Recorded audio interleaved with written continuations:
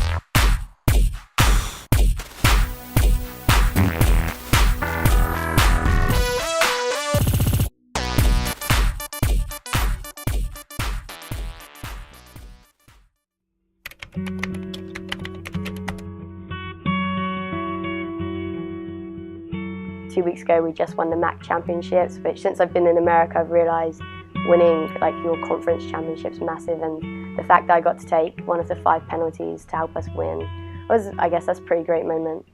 I think it was probably when I was in high school and we won a regional championship, and my team, like I played varsity basketball from my freshman year on, and the first 3 years we were just awful. I mean, I went through 3 different coaches. We didn't win. We won like 1 or 2 games, and then we had just a great guy who came in. He actually had us hypnotized. We went through sports hypnosis one year because there was a team that we were going to play in the regional final that we hadn't beaten ever. I have an older brother, and he used to play soccer, and then I think I just like used to go along with him, and my dad used to coach at the same time. So in England you can play with boys as well, so I think about the age of 5 or 6 I started playing on the same team with my brother. I got involved in sports at a very, very young age. My father was very involved in athletics, so was my older brother. Not so much my little sister, but I was a tomboy as a kid. When a girl is playing a boy's sport, what do you call a girl at that? You call it a tomboy. So already you're telling the girl it's unnatural what you're doing. You're now into boys' territory.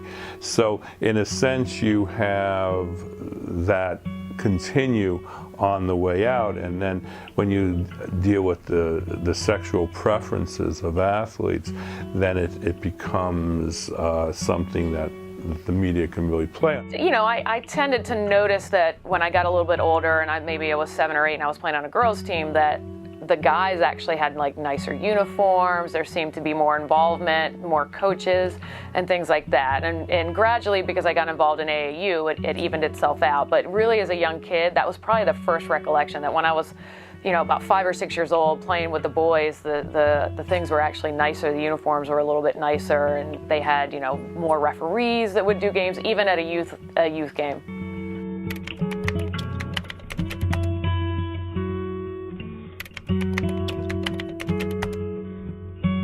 The amount of attention that's given to each sport, I think men's sports are a bit more highlighted than the females.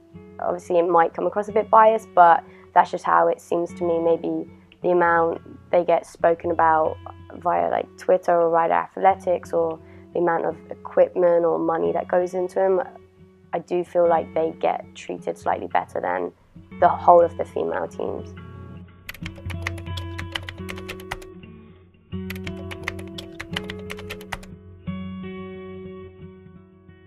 When we look at women athletes, it's hard to look at it in a vacuum because it's a product of the society that we're in. So if your question was how are women athletes treated in the media, it's going to be consistent with how women are treated in general. So we can see that looking at advertisements, looking at MTV videos, that women are always objectified. and it's in the psyche of the culture that women are people, but they're also seen as objects. I think there's like a kind of fine line.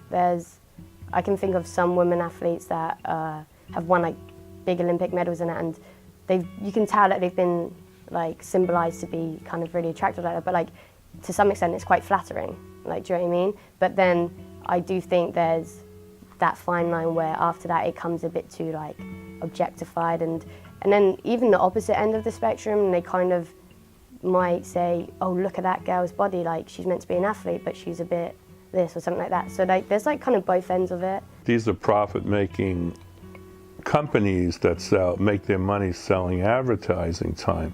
So are they going to experiment?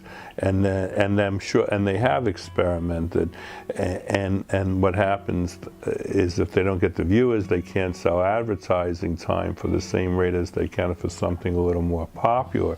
How to say that it will bring media dollars when you sexualize the athletes, because then you have fans being attracted to the sport for maybe not the right reason, but if you have viewers, you have ad time. If you have ad time, you're going to get more media coverage.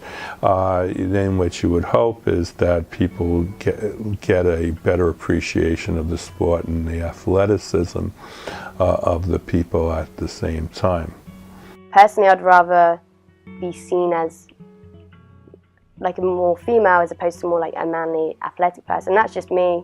Maybe like just because you're female doesn't mean you're not an athlete. It doesn't mean you have to be shown as a like, not a sex symbol, but someone more attractive or something like that's how you bring in coverage. It doesn't have to be like that, but I think I have seen that quite a bit, and you know, I had mentioned before, I mentioned the LPGA.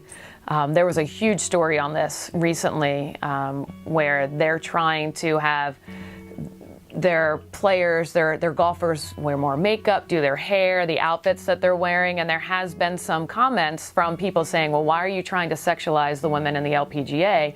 And, you know, kind of the response has been to try and garner more interest for it, which is a shame because those women should get, you know, interest because they're terrific golfers, not based on what they're wearing or how they look. But again, unfortunately, that's a societal type of thing as well. One reason why figure skating is shown so much in the Olympics is women sometimes see it, but it gets the viewership that other sports might not watch, and it also is something that, you know, skaters are dressed nicely. It's an artistic component to it, and even though some of them are only 14 or 15 years old, you know, there's a lot of flesh to be seen at the same time. And then when you look at team sports, say the WNBA, ask people, when was the last time you watched a game on television? When did you watch women's softball? And then ask, well, which ESPN channel did you have to find the women's softball game at? There are different standards in terms of how many media might cover a women's sport as opposed to a male sport. I mean, you'll see at a basketball game, an NCAA tournament game, you'll have hundreds of media members there, and you might have, you know, 2/3 of that at a women's NCAA tournament game. When we had our playoff game, I think you had to pay, but that's, I think, to do with the conference, not us. I'm not even sure if we get about 100 fans at our games, probably less than that. So it's definitely, I feel like they could do more to promote going to the games, but it's just my opinion. I think the media, and I think just general fandom, so to speak, you know, they look at the male sports as the ones that bring in all the money. Unless you're a UConn or a Tennessee women's basketball or a Stanford women's basketball, you know, basically people aren't breaking down the doors to buy tickets going to, you know, a women's basketball or a women's sporting event. And it's unfortunate, you know, much like they would for a college football game or a college basketball game. Like I said, it seems a big deal when you win your championship, and we won it, and there was a lot of people, they did put it on social media and people spoke about it and other people acknowledged it and said stuff, but I feel if that was men's basketball or another sport, it would have been like amplified a lot more. But I don't know, it's not like I'm expecting like a parade or something, but I feel like something more maybe could have been done and would have been done for another team.